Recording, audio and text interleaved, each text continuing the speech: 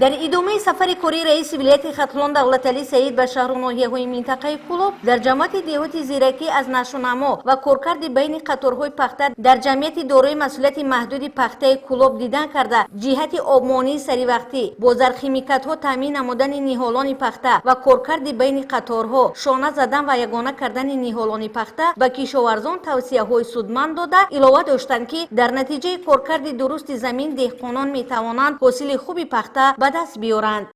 ما نیت داریم که امسال از عهده دورنمای کشتی پخته که یکی از زراعت‌های استراتژی به شمار می‌رود برآییم. ما در میدان پخته کلوب قرار داریم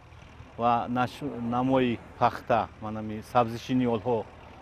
بسیار خوب است. لازم یادآوری است که امسال از روی نقشه دورنما باید در این موضع خواجگیداران در 28 هکتار زمین کشت پنبه‌دانه را می‌گذرانیدند که علاقه موافق به زمین و باد و هوا کشت را در وقت به انجام رسانیدند که قطار نهالان پخته شانه زده شده خواجگیداران به نرم نمودن بیخ نهالان شروع نمودند. از روی اطلاع متخصصان ساحه کشاورزی برمی‌آید که در مجموع باید در 28995 هکتار کشت پنبه‌دانه گذرانیده شود تا نقشه دورنما اجرا گردد. اهل زحمت با استفاده از تکنیک‌های ساحوی و ماشین‌آلات کاری همچنین قوه کاری دستی همه روزه مشغول کارند تا از زحمتشان حاصل دلخواه به دست آورند. رئیس ولایت ختلان جهت کارهای صحرایی و حاصل فراوان محصولات‌های کشاورزی به مسئولان ساحه کشاورزی شهر و منطقه کلوب دستور و سپارش‌های مخصوص داده افزودند که با دهقانان و اهل زحمت منتظم کارهای فهماندهی را جهت ثمرناک و عاقلانه استفاده بردن زمین راه‌اندازی نمایند. همچنین جهت کارهای ساحل بندی و پیشگیری از سیل و آبخیزی‌ها از رفت کارهای ساحل مستحکم کنی در سوی تبلای موضع تودکاوش دو را بازدید کرده و مسئولان کمیته حالت‌های فوق‌العاده در منطقه کلوب و دیگر شخصان مسئول جهت برطرف سازی دهمه‌های آبپرتو و قطعه‌های آسیب‌پذیری که به اهالی در حالت‌های آمدن سیل و آفت‌های طبیعی ضرر می‌رساند سپارش‌های مخصوص داده افزودند که در همه مورد باید کارمندان ساحه در حالت آماده باش و تکنیک‌های کاری قرار داشته باشند چون که فصل بهاری این ساله سیربارش و آمدن سیل